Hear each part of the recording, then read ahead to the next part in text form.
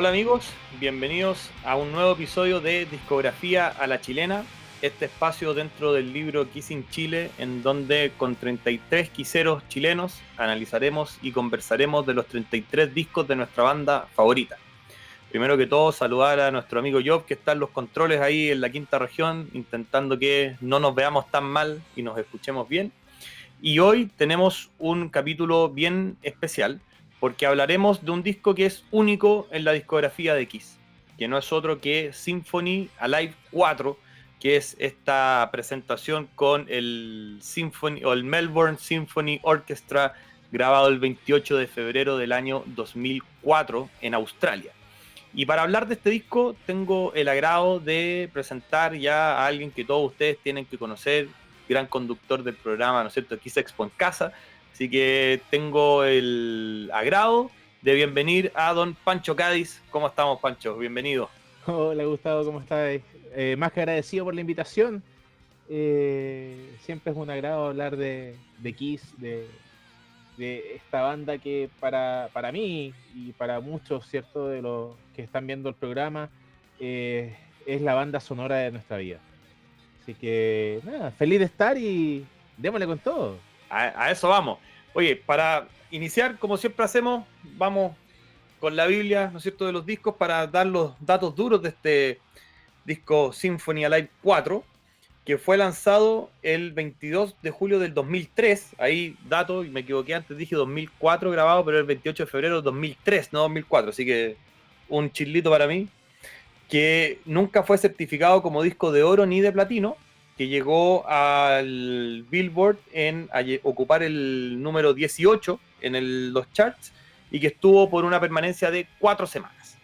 Pero salvo esta información que es más dura, yo creo que todos los quiseros tenemos en este disco algo que grafica una jornada que hasta el momento ha sido irrepetible, que fue a Kiss tocando con una orquesta sinfónica en Australia, algo que para el tema del rock and roll en general no era una novedad particular. Ya lo había hecho Deep Purple, que fueron los precursores de esto, lo había hecho también, ¿no es cierto?, Metallica en su minuto, pero cuando lo hace Kiss, obviamente es especial y a todos nos gusta y nos agrada un montón.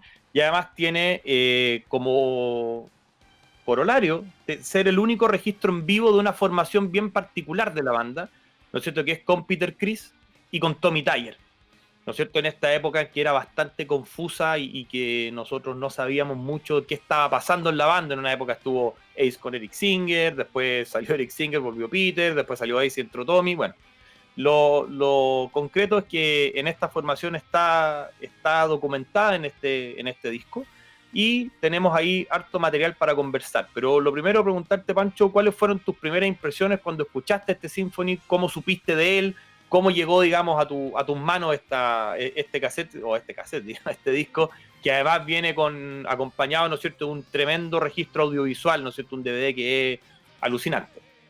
Bueno, mira, tuve la fortuna en ese sentido de que en ese minuto mi padre llegó con el registro audiovisual, llegó con una copia del registro audiovisual a la casa. Por lo tanto, no fue solamente la impresión auditiva, sino que también la impresión del show. Eh, y que en particular, obviamente, y haciendo la comparación con las otras bandas que también habían incursionado en el ámbito sinfónico, ya sea Metallica, Deep Purple, y otras bandas en particular, fue una sorpresa enorme, ¿cierto? Más allá incluso de la formación, porque en ese minuto, claro, ya se había empezado a especular sobre la continuidad de Tommy Tyer como el reemplazo de Ace Frehley. Y fue uno de los últimos registros que al menos yo recuerdo de Peter Criss tocando en vivo con Kiss. Entonces, en ese minuto fue por decirlo de una manera un poco vulgar, un combo en el hocico bien pegado. Al menos para mí en ese minuto. Lo disfruté mucho, disfruté ver ese concierto y que hasta el día de hoy eh, tengo todavía por ahí guardado ese DVD y ves que puedo lo veo. Claro, yo creo que tiene esa particularidad además que nos muestra como tres facetas de la banda, ¿no? O sea, primero la banda como eléctrica, normal, tocando 6 temas, después como especie de unplugged con el tema de las cuerdas, y después ya cuando explotan con la sinfónica, que vamos a concordar todos en que todas las otras bandas que lo hicieron, ninguna lo llevó al nivel que lo llevó Kiss, digamos, tocando en un estadio, 50.000 personas, una cuestión como una producción totalmente apoteósica como le gusta a la banda. Justamente, si quieres lo mejor, te damos lo mejor. Y eso quedó expresado netamente en el registro audiovisual y obviamente en el resultado que tuvo el famoso Kiss Symphony, o también conocido por todos como el Alive 4. Exactamente. Oye, y ahí vamos por un poco por parte, digamos. Yo creo que la sección de, lo que me pasa a mí al menos, la primera sección eléctrica, encuentro que lo que hace Tommy en esa sección en particular es la raja. O sea, y de hecho lo hemos conversado en otros capítulos con algunas otras personas cuando nos ha tocado analizar algunos discos de la era de Tommy, que creemos más o menos que, o nos da la impresión, de que el tipo partió muy embalado y después se fue como quizás acomodando o no vamos a decir acharchándose, pero flojeando un poquito más, como poniéndose más cómodo, como diciendo, bueno, la pega ya es mía, ya no tengo como que esforzarme tanto.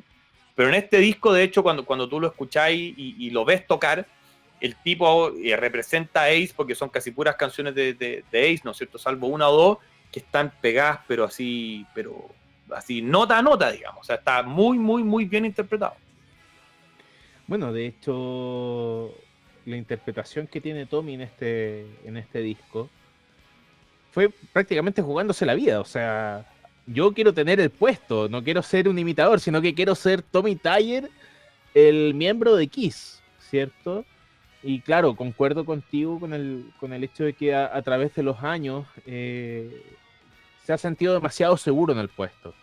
Y eso ha provocado que musicalmente, desde mi perspectiva, sin ser un músico profesional ni nada, pero que se vaya quedando, ¿cierto? Que, ¿sabes que me siento cómodo tocando con un estilo similar, pero no más allá?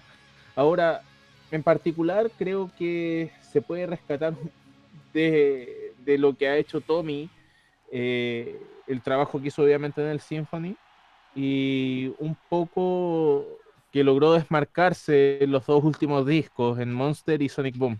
Ahí logró como desmarcarse un poco de la línea de Ace Frehley, pero aún así sigue dando esa impresión de que ya tengo la pega asegurada, no tengo para qué esforzarme más. Claro, este disco pareciera ser en el fondo grabado en una. Ese es como bien curioso que hayan elegido esta formación para grabarlo, ¿no? Porque si tú veís después, si mal no recuerdo, al año o al año siguiente, 1 o 2 años después salió el Rock the Nation, que fue el siguiente registro en vivo que ya estaba en Stinger. Y después de eso la banda pasó un tiempo bien, bien callada hasta que salió Sonic Boom y se reactivaron. Pero a mí lo que me sucede, ya sacando del ámbito a Tommy, acá este es el último registro en vivo donde tenía un Paul Stanley pletórico, o sea, cantando increíble, con unas interpretaciones fabulosas. Y después de eso ya lamentablemente ya no volvió a hacer lo mismo, digamos, por las razones que sea. Pero en este show en particular, la interpretación de Paul a mí me parece que es fantástica. Es una de las mejores interpretaciones en vivo que ha tenido Paul, de hecho, a mi juicio. Si bien en la época de la Live 3, musicalmente y vocalmente, Paul lo podemos situar en la cúspide, el hecho de haber interpretado con una sinfónica, con el apoyo de la sinfónica detrás, le dio un plus a su nivel vocal y que permite escuchar todavía esa voz armónica, logrando unos agudos espectaculares que a la fecha se extrañan mucho. Muchos. O sea, ahí, y de hecho, si uno extendiera más el punto que comentábamos antes del tema de Tommy y todo, creo que también la banda en el fondo por un tema de edad se fue poniendo más cómoda también. O sea, si vemos este disco, ya se grabó hace 17 años, es una brutalidad de tiempo. Sí. Es mucho, mucho, mucho tiempo. Entonces, en el fondo, ya las cosas pasan, la edad pesa, ¿no es cierto? Y obviamente no van a tener la misma como ambición que tenían en ese minuto que la que tienen ahora, que ya es una banda que está en retirada, se supone, con End of the Road, y están pensando ya en otras cosas. O sea, no tenían esa como presión quizás de decir, este es el disco que vamos a hacer con la Sinfónica y hagámoslo, pero a todo trapo y dejemos una cuestión como una producción así a todo cachete.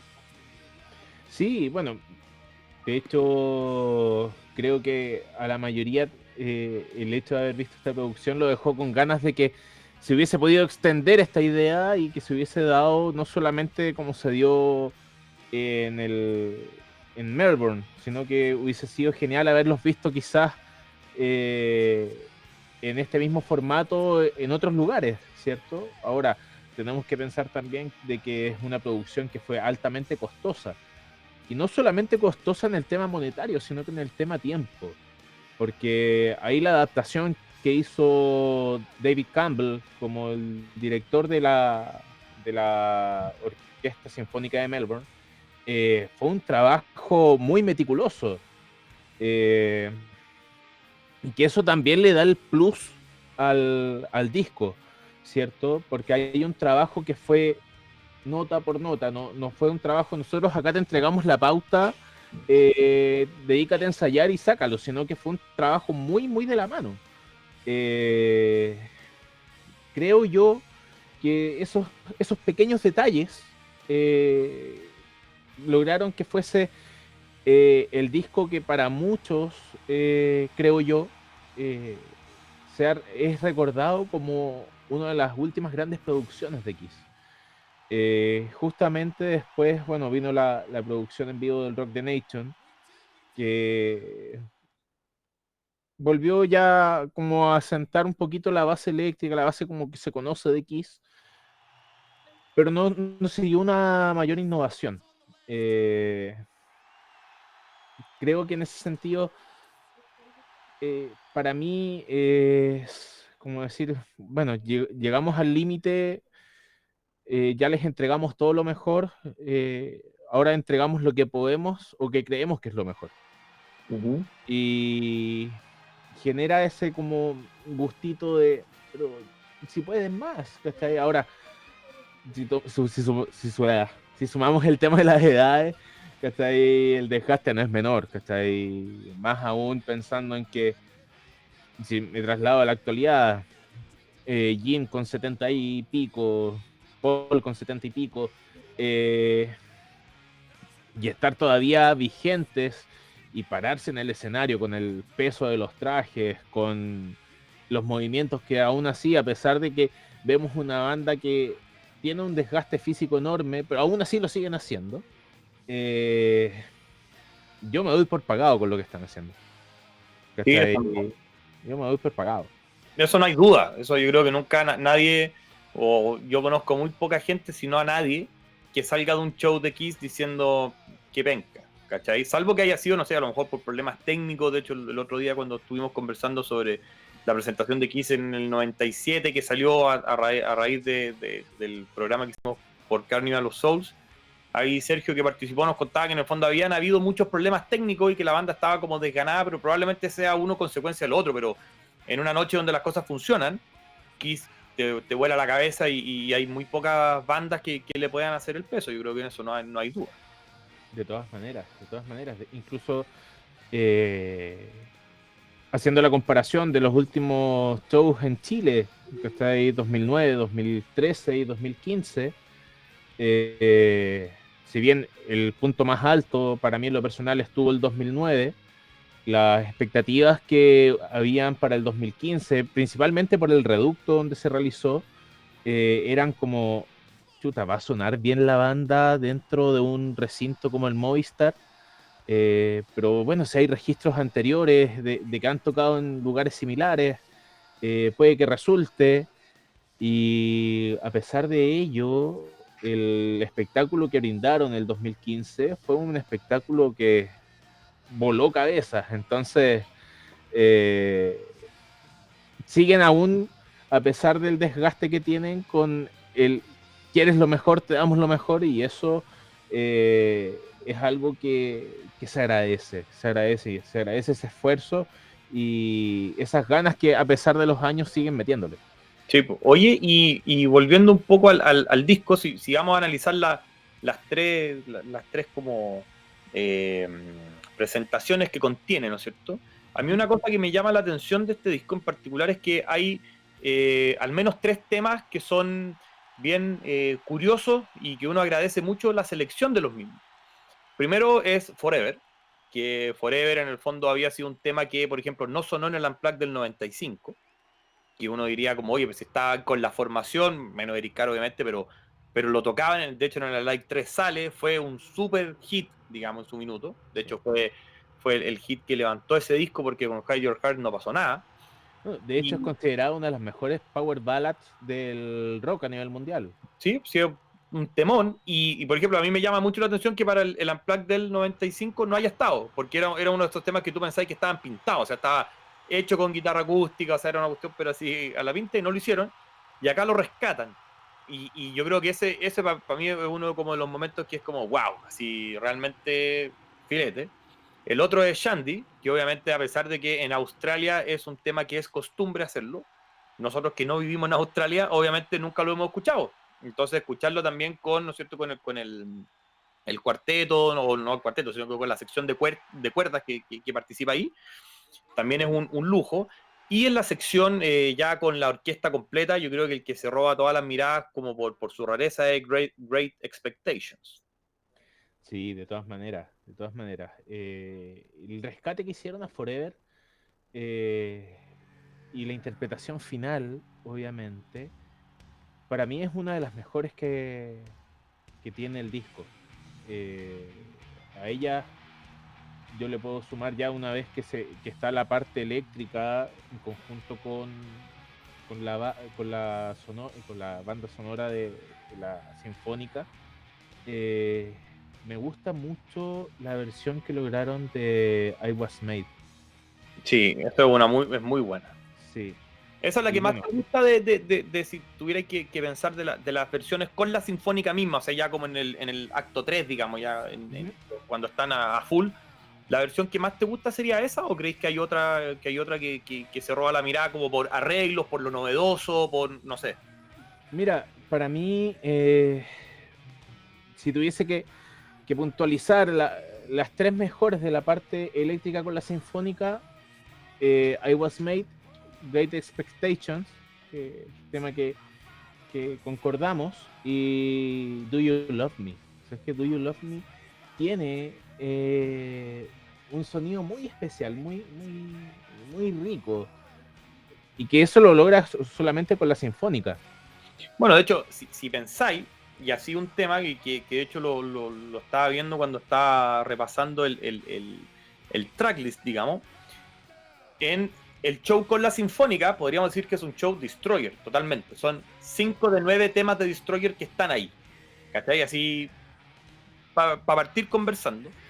Y los temas de Destroyer yo creo que tienen, al haber tenido la producción de Bob Ezrin y haber ya sido en su minuto, por ejemplo, en Do You Love Me, que están las campanas, ¿no es cierto? Y todos esos arreglos como más orquestales, Great Expectations, para qué decir, ¿no es cierto? En el disco también tiene un acompañamiento como de cuerda. Acá gana mucho. A mí, por ejemplo, el que me encanta, así como I Was Made for Loving You, es Detroit Rock City. Para mí el arreglo de la sinfónica, cuando está con la parte del bajo, tarán, tan, tan, tan, tarán, tan, tan, yo lo encuentro El genial. juego de los violines, Exactamente, las violas, las cuerdas fue espectacular. exactamente. A De mí, hecho, hay que remarcar el tema de que la banda sonora, la sinfónica, también estaban todos con los maquillajes. Tuvieron una presentación en vivo en Australia, acompañados también de miembros de la sinfónica y también todos con el maquillaje. Entonces, se generó un clima eh, previo y dentro del espectáculo que fue formidable. sí, pues yo creo que eso es como, es súper rico que algo, como bien lo decís tú, formidable, yo creo que además de formidable es irrepetible. Sí. Entonces, como, qué bacán que lo hayan grabado, ¿cachai? Porque quizás cuántas otras oportunidades irrepetibles las que uno piensa, a lo mejor no grandilocuentes como esto, pero por ejemplo cuando hicieron el tour con los clubs cuando cumplieron 15 años, cuando hicieron después, no sé, han hecho tantas cosas que nunca han quedado debidamente registradas, y en este está, pero registrado a todo trapo, digamos, con un buen documental que trae el DVD también, como el making of, etcétera. Pero yo creo que lo que resalta, aparte de toda esa producción, es que los temas también son versiones distintas. Sí, No es como que la Sinfónica esté haciendo lo mismo que hace Paul o Tommy o Jim, digamos, sino que la Sinfónica le da otro color totalmente distinto, y que en estas canciones que hablábamos recién en Detroit Rock City o en I Was Made for Loving You, tienen arreglos que son totalmente diferentes, o que hacen que esa versión particular del tema sea totalmente diferente a la que uno está acostumbrado a escuchar por años. ¿Cachai? Entonces, como que sí, wow, esta versión de Detroit Rock City en vivo es la raja, porque tiene puta, todo el tema de los violines atrás, o cómo se meten en las partes de silencio, o en I Was Made for Loving You, cuando queda al final, antes de, ¿no es cierto?, con la guitarra sola, cómo empiezan a salir todos esos violines que empiezan a hacer como una cadencia gigantesca. Es bacán, te lo hace totalmente único. O sea, en ese sentido yo creo que son interpretaciones súper, súper buenas, que funcionó la mezcla. sí. Mira, de hecho, a mí me hubiese gustado mucho esa versión de Detroit Rock City, quizás haberla desplazado también, por ejemplo, a Deuce, que es uno de los temas ancla X, y que siempre hace las oberturas, o en la mayoría de los conciertos últimamente. Haber esperado una versión sinfónica, ¿cachai?, de Deuce hubiese sido también eh, un regalo quizás para el mundo quisero. Sí, Creo que ahí podría haber estado como el golpe final, ¿cierto? El golpe ya, el knockout directo. claro. Oye, y a mí otra cosa que he leído del disco, bueno, siempre es muy comentada, y no por las mejores razones, la performance de Peter Criss en el disco, ¿cierto? Con mis amigos siempre molestamos que le está pegando con la revista El Campo, porque en verdad es cero fuerza la cuestión, y a pesar de todos los triggers que tiene la batería, yo creo que es un tema que se deja sentir, no en el mejor sentido, ¿no es cierto? Y ahí tú entendí, imagínate, esto ya fue como hablábamos antes, hace 17 años, y hay gente que todavía pide a Peter de vuelta, es como con todo el respeto que merece y el cariño eterno, no está para aquí, es una cuestión que es obvia. Pero en este caso, Peter sí tiene el tema de cantar Beth, y de Sí, hecho con Beth haríamos el sexto tema del Destroyer. O sea, que en la presentación, imagínate, ya tenemos 6 temas del Destroyer metidos. Y que Peter cuenta en su libro, yo no sé si tú lo leíste, pero en el libro él cuenta que para él fue un tema como súper agridulce, porque, bueno, es el primer tema que cantan cuando parte esta cuestión con el Melbourne Symphony Ensemble, que le dicen que no es la orquesta completa, sino que una sección más reducida de cuerdas. Y Peter dice que él sintió como una falta de respeto, en el fondo, que él lo hicieran tocar, no solo cantar Beth, no con, en el fondo, con la Symphony Orchestra completa, que era uno de los temas que estaba pintado para eso, obviamente, porque es pura instrumentalización, ¿no es cierto?, orquestal. Pero además dice que no solo fue el cantarlo con, ¿no es cierto?, con el ensemble, sino que además Paul, después de eso, después del tema y antes de ir a Forever, dice como, oye, esto es el Melbourne Symphony Ensemble y la orquesta viene después, ¿cachai? Como que Peter sentía que eso era como para decirle como este tema como que lo tocamos con lo penca y después viene lo bueno, ¿cachai? Entonces ahí ya te hay como que... Y él en el libro lo dice así, y tú como que quedas pensando, decir, chuta, no, como que no se te ocurre, porque obviamente no está ahí en la interna de la banda, pero te demuestra también obviamente que las relaciones ahí ya eran, ya no daban para más, ¿no? bueno, habían ahí relaciones ya muy dañadas, ¿cierto? Pero si lo ves desde el otro punto de vista, el hecho de que diga todavía no está la orquesta completa en esta interpretación, a lo mejor el fin como publicitario, por decirlo de alguna forma, era decir, todavía falta lo mejor. Si esto les gustó, esperen a lo que viene. ¿Cachai? Ahora, de interpretación que se logra en esa mezcla del ensemble con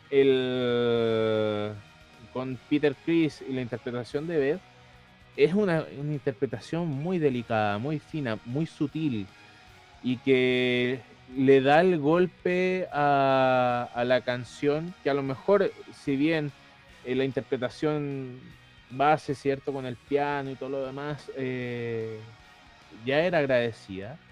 En ese minuto, con la interpretación de Beth y parte de la orquesta, le da un toque tan suave y tan, ¿cómo decirlo?, romántico al tema, que te deja dando vueltas, ¿cachai? Más allá del entretelón por, de la relación interna de Peter con Paul, con Jean, eh, aún así genera ese gustito de como, puta, el tema rico, weón, Sí, pues, o sea, y de ¿cachai? hecho, por eso te comentaba que cuando yo lo leí en particular, como que igual quedé como marcando ocupado porque nunca lo había visto así.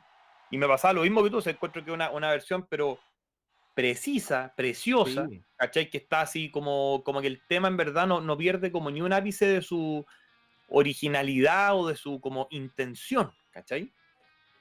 probablemente si uno lo piensa, pueden haber ocurrido dos cosas, o que el tema se hubiese potenciado mucho más, o que hubiese sido tanto el sonido de fondo que hubiese perdido la delicadeza que merecía ese tema, ¿cachai? Y que logró ese tema. Que además puede ser también otra circunstancia que no hayan querido hacer ningún tema con la orquesta sin estar los cuatro de la banda, porque en el fondo la gracia que tenía tocando Beth con el ensemble es que igual estaban los otros, ¿cachai? Como medio como Claro, le hicieron la versión en el Unplugged, y con la orquesta a lo mejor eso como que no hubiese tenido mucho sentido porque no había obviamente batería y no iba a estar tocando bajo acústico, guitarra acústica si estaba ahí en un concierto ya eléctrico. justamente. ¿Cachai? Entonces, ahí como que, claro, se produce eso. Ahora, siempre las percepciones y más aún sabemos que Peter siempre ha sido un tipo más sensible. Entonces, él se lo toma así, será por algo y uno, ¿quién es uno para decirle que eso está bien o está mal? Pero la versión claramente es genial. Sí, de todas formas, de todas formas.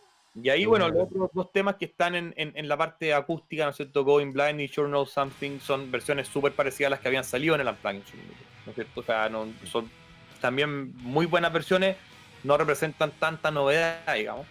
Y claramente lo que está guardado para el final es lo mejor. Yo creo que la parte con la orquesta es donde uno dice, wow, esto realmente es alucinante. Yo, de hecho, Sí, estaba ahora, volví a leer el tracklist y me volví a equivocar, porque partimos con 5 temas al Destroyer, después 6, son 7. son 7 De temas. hecho, quedan fuera solo Flaming Youth y Sweet Pain, si mi memoria no me falla. Son los únicos dos que quedan fuera y el resto, imagínate, están, o sea, 7 de 9 están metidos en esta cuestión. O sea, para hablar de la importancia de ese disco, pero yo creo que también de la adaptabilidad de esos temas a un formato sinfónico. Que, bueno, eso también te demuestra automáticamente la capacidad de Kiss de ir adaptándose a los tiempos, ¿cierto? Eh, si vemos más allá, incluso en la trayectoria musical de Kiss, siempre se fue adaptando y tuvo una característica muy camaleónica y queda 100% reflejado en el trabajo que logró finalmente en el Sinfónico. ¿Cachai? Que es Ay, capaz de adaptar su música a cualquier estilo. exactamente. O sea, siempre fueron, y lo hemos conversado, de hecho, en otros programas, y ahí también cuando hemos conversado en el Kiss Expo en casa, u otros invitados también lo han dicho, que Kiss siempre fue una banda como que fue adaptándose a lo que había, más que proponer ellos un estilo, fueron siguiendo y adaptándose a los estilos que estaban vigentes y mejorándolo o haciéndolo, ¿no es cierto?, siempre con su estampa, eso no hay ninguna duda. Pero son ese sentido, lo camaleónico es una parte de la esencia de la banda. Sí, de todas maneras, de todas maneras. Oye, y si tú tenés que pensar, por ejemplo, que este es como el ejercicio que a mí más me gusta hacer, ponte tú, si te dijeran, ya, están todos estos temas que tú sabís que están en la parte sinfónica. Tú me dijiste que te hubiese gustado escuchar Views sinfónico. Yo encuentro que ese sería como un experimento como bien loco. A mí no era uno de los temas que nunca se me hubiese ocurrido escuchar sinfónico, ¿cachai? Porque para mí es como un tema demasiado machacante como para adornarlo con lo otro, pero podría funcionar excelente. ¿Qué otros, no sé, dos o tres temas del catálogo de Kiss tú decís como que, pucha, me hubiese encantado que lo hubiesen hecho sinfónico, como esos temas que tú decís, hubiese ganado, pero pucha, un montón así con él? Es que a mí en lo personal, la selección de temas que se hicieron para el Sinfónico, principalmente para la parte sinfónica, está súper bien escogido. Es difícil escoger, por ejemplo, un tema anexo. para mí, en lo personal, Ujú. porque la selección siento yo que fue muy precisa. Salvo el tema de Deuce, que me hubiese gustado escuchar una versión sinfónica. No sé, me es difícil en este minuto poder decir, sabes que este tema podría haber estado dentro de esta selección.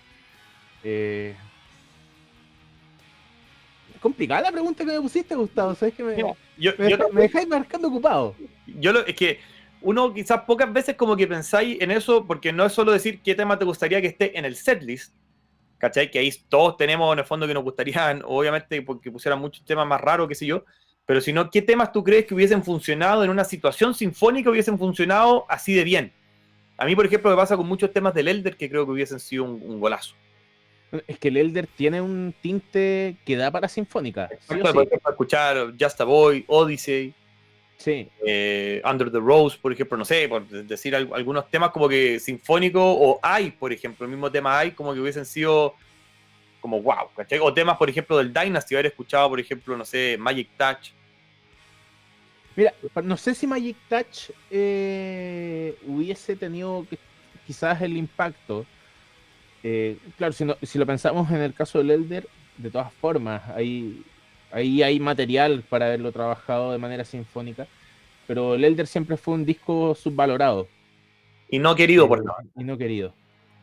¿Cachai? A pesar de que a través de los años, para el fans, se ha transformado en un disco de culto, Para el fan, pero no para la banda. La pero no banda de para la qué. banda.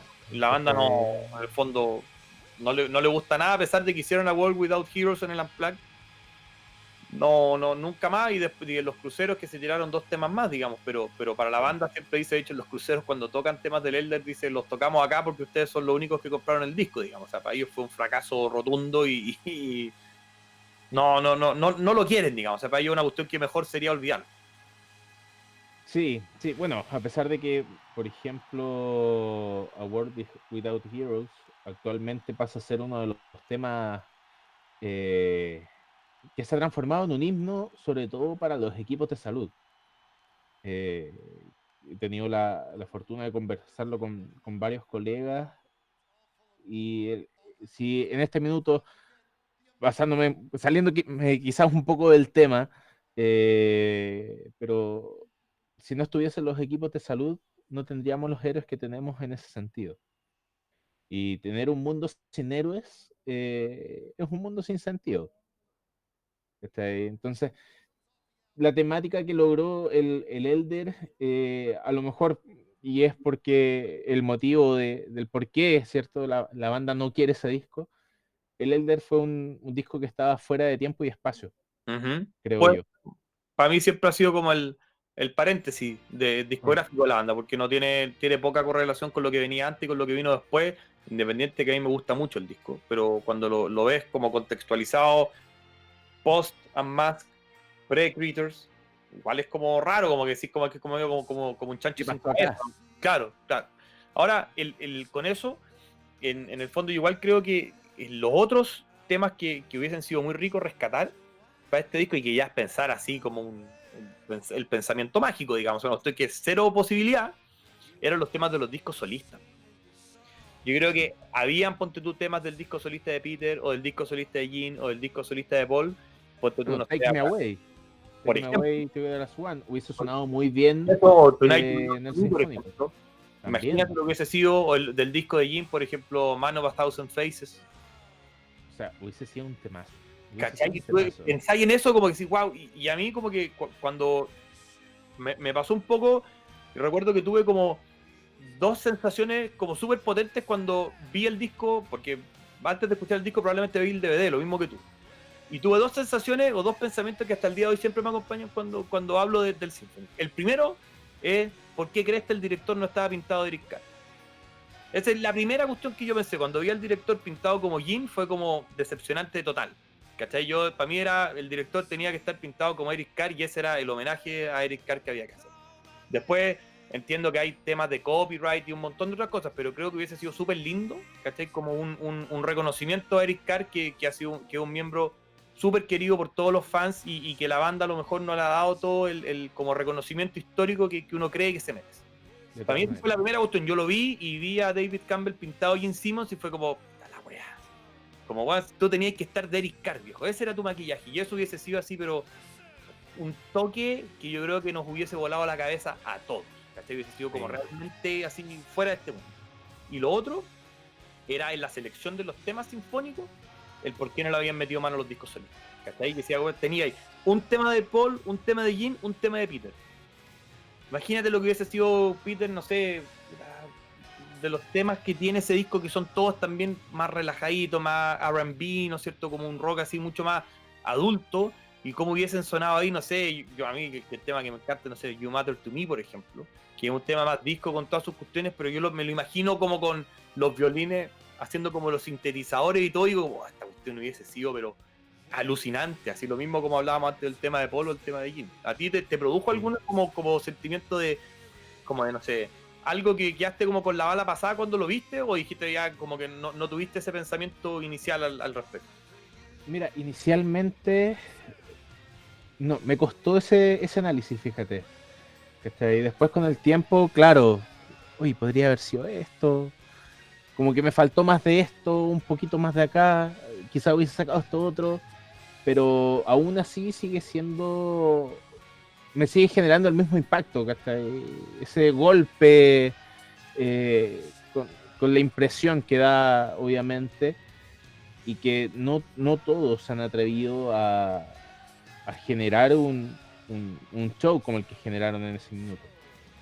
Claro, o sea, yo todos los comentarios que digo en ningún caso le quitan al disco, ¿cachai? Si al final es como que a ti te dijera, mira, no sé, arma tu tracklist de Live 3, probablemente lo cambiamos para todos lados, ¿cachai? Y parte Sí, siendo de de todas, partida, de parte todas siendo un formas. disco doble, ¿cachai? O sea, ya es una cuestión así que eso no hay nada que hacer, y el fan de Kiss es así. En el fondo Sí. nos gusta tanto la banda que al final es súper difícil que estemos todos contentos o todos satisfechos 100% y decir, esto era exactamente lo que había que hacer. Aunque yo creo que la selección de temas efectivamente es súper acertada, no veo que haya ningún tema que sobre en la elección de los que hacen con la orquesta. No sobra ninguno. A lo mejor uno dijera, pucha, la parte eléctrica del principio como que podría estar un poco de más, ¿cachai? Como que hubiese sido a lo mejor esos, no sé, 6 temas que tocan ahí, haberlos reemplazado por otros temas como con más orquesta, menos eléctrico, que es algo a lo que estamos un poco más acostumbrados. Pero ya es quejarse de lleno, si no tiene ni un sentido. No, y mira, si lo ves más allá, quizás esos temas de la parte eléctrica, ¿cierto? Como te decía, Dios, a mí me hubiese gustado mucho haberlo escuchado con el acompañamiento sinfónico. Eh, Calling Doctor Love, eh, no sé si hubiese sonado bien sinfónicamente.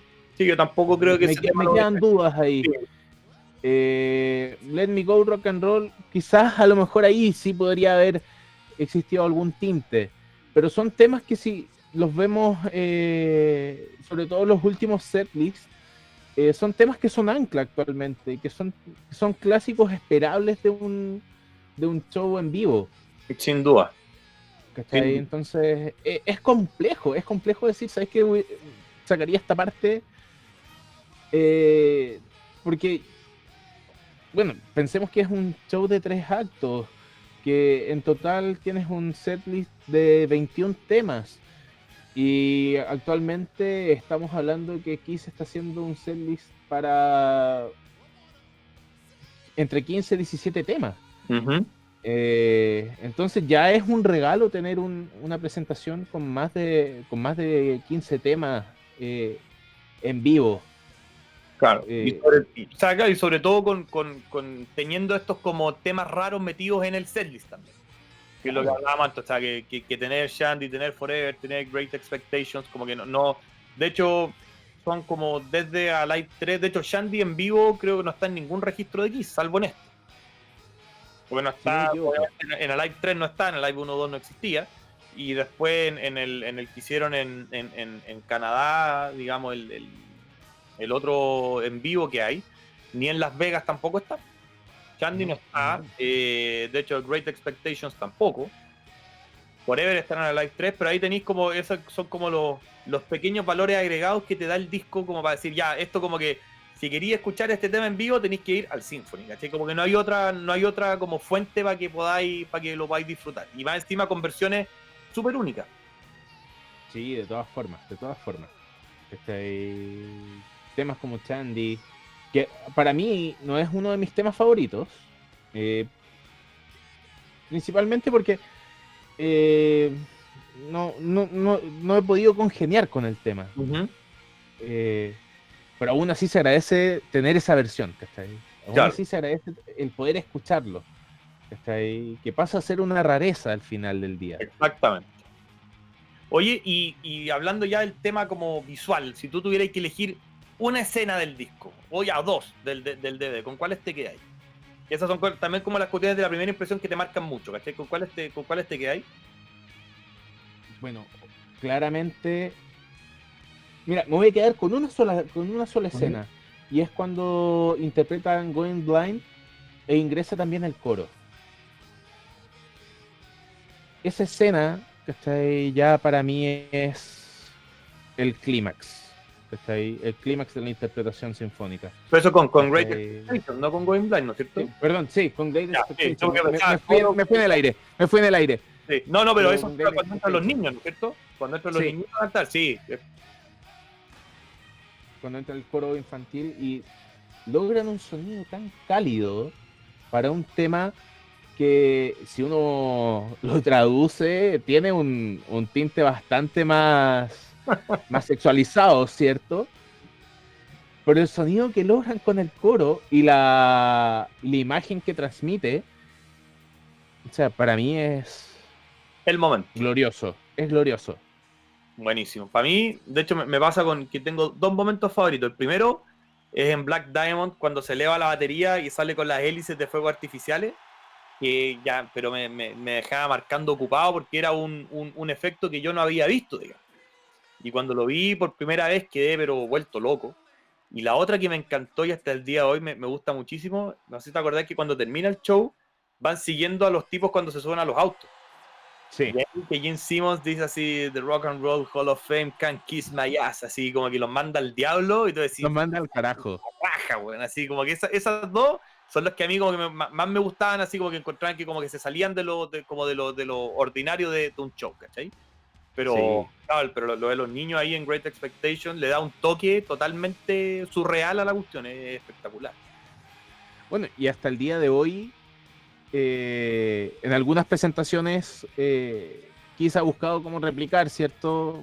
Con algunos niños que están cerca del escenario, que los invitan, las bandas tributo también lo han hecho, pero aún así el impacto que tuvo esa imagen para mí en ese minuto es, ¿cachai? Sublime, ¿cachai? Porque le da no solamente el toque sinfónico, sino que hasta raya en lo angelical. Siendo como un poco religioso en ese aspecto, ¿cachai? Logra una sensación muy rica ese tema. Muy Ya como la trascendencia generacional de la banda, así como así ejemplificada con estos cabros chicos ahí metidos. De todas formas. Excelente. Oye, y bueno, ya hemos hablado, yo creo que hemos conversado de todo lo que evoca el disco. Y siempre hay, a pesar de que lo hemos conversado durante el programa, ¿no es cierto? ¿Cuáles serían tus tres temas favoritos? Ya me dijiste que I Was Made for Loving You era uno de ellos. ¿Cuáles son tus tres temas favoritos de la interpretación, digamos, de este disco? Bueno, I Was Made, está God of Thunder, que tiene un poder muy especial con la sinfónica de fondo, y Forever, de todas formas. La raja. Sí, yo concuerdo, para mí es I Was Made, Detroit y Forever. Y pegando en el palo entre Great Expectations y Beth, ¿cachai? Que son como dos temas que salen tan bonitos que como que no los podéis no poner como en el podio, pero si me quedo con los tres son los que dije. No, de todas formas. Excelente. Oye, Pancho, ya que estamos llegando al término del programa y tomando la recomendación de mi amigo Pablito, instauramos ya el no despedir a los invitados sin antes dejarlos con que se puedan explayar, mandar un saludo o lo que usted quiera decir como palabras al cierre, así que la pantalla es suya, maestro, así que lo que quiera decir, adelante.